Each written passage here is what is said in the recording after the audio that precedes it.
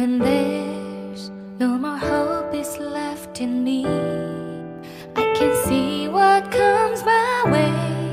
Halo, Assalamualaikum warahmatullahi wabarakatuh. Selamat berjumpa lagi dengan saya Anggono Raras melalui saluran Bisnis Kampus dengan tema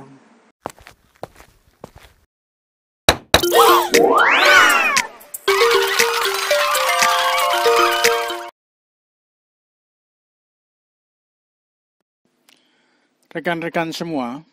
Pada pertemuan kali ini saya akan sharing tentang bagaimana mengelola risiko proyek dengan model kuantitatif. Di dalam model kuantitatif tadi itu ada beberapa kegiatan yang harus dilakukan agar rencana proyek dari satu kegiatan itu dapat tercapai sesuai yang target yang direncanakan. Kegiatan-kegiatan yang harus dilakukan yang pertama adalah rencana manajemen risiko. Yang kedua, daftar risiko. Yang ketiga, faktor lingkungan. Yang keempat, manajemen biaya. Dan yang kelima adalah aset perusahaan. Jadi, kelima kegiatan ini akan saya diskusikan pada pertemuan ini.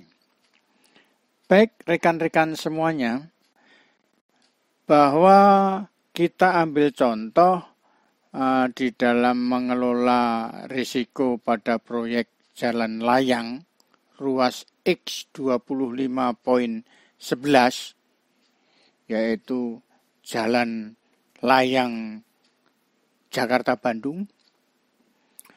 Dalam menyusun rencana manajemen risiko harus mengikuti tahapan pelaksanaan risiko. Seperti sudah saya jelaskan pada sharing sebelumnya, maka tahapan tersebut ada 4, yaitu yang pertama, identifikasi risiko.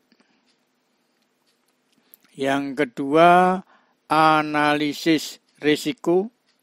Yang ketiga adalah evaluasi risiko, dan yang keempat adalah solusi risiko.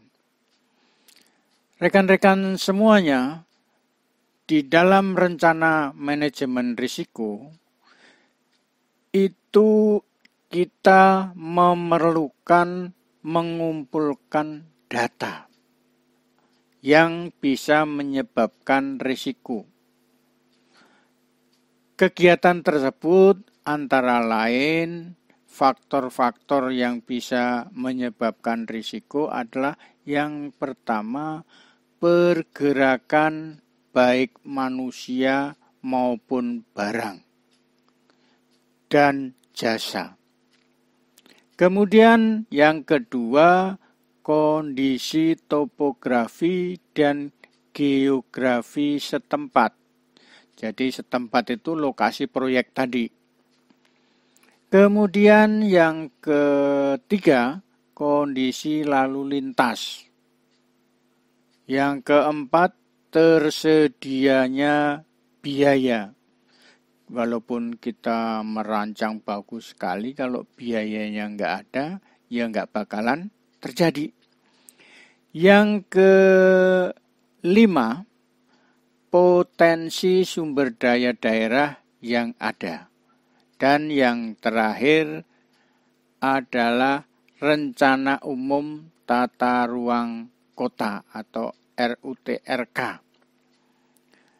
Kalau satu jalan layang menghubungkan beberapa kota, satu kota atau dua kota, maka perlu diperhatikan tentang RUTR dari kota-kota tersebut.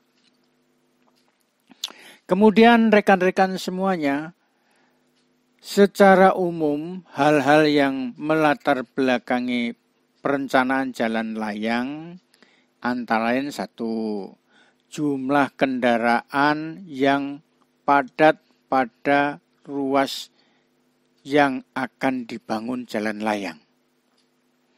Kemudian yang kedua, terkait pemanfaatan ruang kota yang secara terinci, yang disusun untuk menyiapkan perwujudan ruang dalam rangka pelaksanaan program-program pembangunan.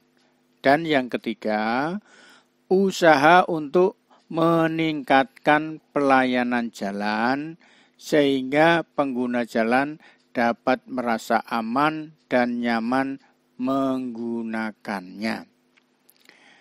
Baik, rekan-rekan semuanya, kita akan masuk kepada faktor lingkungan. Faktor lingkungan dalam pembangunan proyek jalan layang ini adalah hal-hal yang terkait sebelum dan sesudah pembangunan. Misalnya kita lihat tentang lingkungan ekonomi. Jadi di dalam lingkungan ekonomi tadi ada 3 hal yang perlu dilihat. Yang pertama, jenis usaha yang berada di sekitar proyek. Yang kedua, pendapatan pelaku usaha sebelum dan sesudah proyek. Yang ketiga, kendala yang dirasakan setelah adanya proyek. Jadi 3 hal tersebut merupakan faktor lingkungan ekonomi. Jadi perlu diperhatikan bagi rekan-rekan semua yang nantinya bergerak di dunia pembangunan jalan layang. Selanjutnya, kita masih masuk ke dalam faktor lingkungan, yaitu faktor perubahan sebelum dan sesudah adanya jalan layang. Yang pertama, keramaian tempat usaha. Jadi, pada saat sebelum ada jalan layang dengan sesudah jalan layang harus dibandingkan bagaimana keramaian orang yang datang di toko tersebut. Kemudian pendapatan pelaku usaha. Jadi sebelum dan setelah adanya jalan layang, pendapatannya meningkat atau menurun. Kemudian lokasi atau letak usaha. Bagaimana kondisinya? Apakah lebih laku atau lebih laris, strategis atau tidak gitu. Kemudian lahan parkir. Dengan adanya jalan layang, lahan parkirnya tetap sama luasnya atau mengecil atau karena kondisi jalan layang sehingga tidak ada orang yang mampir. Kemudian laju kendaraan. Laju kendaraan ini biasanya kalau ada jalan layang atau itu pasti rata-rata mereka masuk ke jalur cepat. Kemudian lalu lintas. Lalu lintas itu dengan adanya penambahan jalan biasanya lebih lancar. Nah, ini faktor lingkungan yang ini juga harus diperhitungkan. Karena pengalaman kita waktu sebelum ada jalan tol Jakarta-Bandung itu yang namanya di Purwakarta itu ramai sekali. Tapi begitu jalan layang itu sudah dibuka, penjual-penjual yang ada di Purwakarta itu semuanya mati kutu atau alias penumpang lewat jalur jalan tol. Jadi mati, bisnis mereka jadi mati. Akhirnya ada beberapa, pada awal-awal banyak yang protes, kemudian dengan adanya rest area mereka ditampung di situ. Kemudian rekan-rekan semua, mari kita lihat tentang faktor-faktor yang mempengaruhi perubahan. Yang pertama, biasanya pengemudi memilih jalur cepat. Itu kayaknya sudah hukum alam itu. Karena rata-rata orang berkendaraan, apalagi jarak jauh, itu akan mencari jalur cepat. Kemudian yang kedua, lahan parkir berkurang. Jadi dengan adanya jalan layang, itu kan ada pelebaran jalan untuk tempat menanam cakar ayam. Sehingga bisa memakan lahan orang lain. Itu yang tentunya lahannya diganti. Kemudian letak usaha yang awalnya strategis menjadi tidak strategis. Lajur kendaraan yang lewat rata-rata di jalur cepat. Berkurangnya para pembeli atau pengunjung diakibatkan jalan lalu lintasnya lancar. Nah, itu kondisi-kondisi atau faktor-faktor yang mempengaruhi perubahan itu perlu diperhitungkan juga, Kemudian rekan-rekan semuanya, kita masuk ke manajemen biaya. Apa saja yang perlu diperhatikan untuk menghitung biaya? Bagaimana kita mengelolanya? Di dalam satu proyek itu kita perlu membuat satu rencana anggaran biaya atau biasa disingkat RAB atau RAB, proyek jalan layang yang dimaksud. Yang pertama kita perlu jenis pekerjaannya. Jadi kita harus mengetahui benar jenis pekerjaan. Jadi ada berapa pekerjaan yang ada di dalam proyek jalan layang tadi. Kemudian yang kedua, harga satuan pekerjaan. Jadi kalau dibikin satu global itu satuan pekerjaan, tetapi kalau masuk ke rinciannya maka harga satuan barang. Ada besi, ada semen, ada segala macamnya, itu satuan. Tapi harga untuk ini disebut harga satuan pekerjaan. Kemudian yang ketiga adalah volume pekerjaan.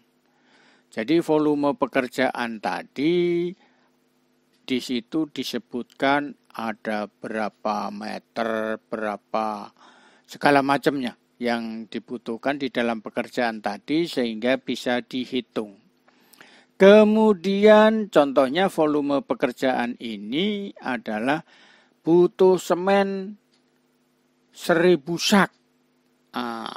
Itu 1000 sak kali satu saknya berapa. Nah, itu dihitung, itu harganya. Kemudian jumlah biaya. Jadi semua jenis pekerjaan, harga satuan, volume pekerjaan tadi, jumlahnya dihitung semuanya. Segalanya dihitung, setelah tahu jumlah semua kegiatan pekerjaan yang ada, dihitungkan juga dengan pajaknya. Pajak PPN. Kemudian setelah adanya biaya proyek ditambah pajak, itu disebut total harga, yaitu harga dari proyek tadi. Apabila proyek tadi ada barang yang diimpor, itu perhitungannya tentunya lain lagi ya. Ada di samping ada biaya ya, ada biaya. Perlu kita ketahui juga apakah barang sampai di lokasi atau hanya sampai di kapal atau sampai di mana gitu. Jadi perlu diamati secara teliti, jangan sampai salah. Kalau salah itu nanti si pembuat RAP itu yang akan bertanggung jawab. Kemudian kita masuk diskusi yang terakhir, yaitu aset perusahaan. Rekan-rekan semua, aset merupakan kekayaan berupa uang atau wujud benda lainnya yang nyata. Sehingga gambaran itu biar bisa dimengerti apa saja yang dimaksud aset perusahaan. Yang pertama, anggaran belanja yang disetujui. Jadi tadi rencana anggaran, ini anggaran sudah disetujui. Umpamanya untuk membangun proyek tadi sebesar 500 miliar. Ini contoh. Anggaran belanja yang disetujui adalah 500 miliar. Kemudian aset yang dimiliki di kantor atau di tempat lain, contohnya tanah, kemudian gedung perkantoran, kemudian mungkin ada lagi rumah singgah dan sebagainya. Yang keempat, kendaraan, baik itu kendaraan operasional maupun kendaraan pendukung lainnya. Kemudian alat-alat kerja. Jadi alat-alat kerja yang dimiliki oleh perusahaan itu juga termasuk aset. Contohnya bor hidrolik, kemudian traktor. Kalau itu semua milik perusahaan, yaitu namanya aset. Kemudian jangan lupa bahwa SDM itu juga adalah aset juga, tapi aset dalam bentuk manusia, ya kan? Baik, rekan-rekan semua, mudah-mudahan penjelasan saya untuk pertemuan ini cukup. Jangan lupa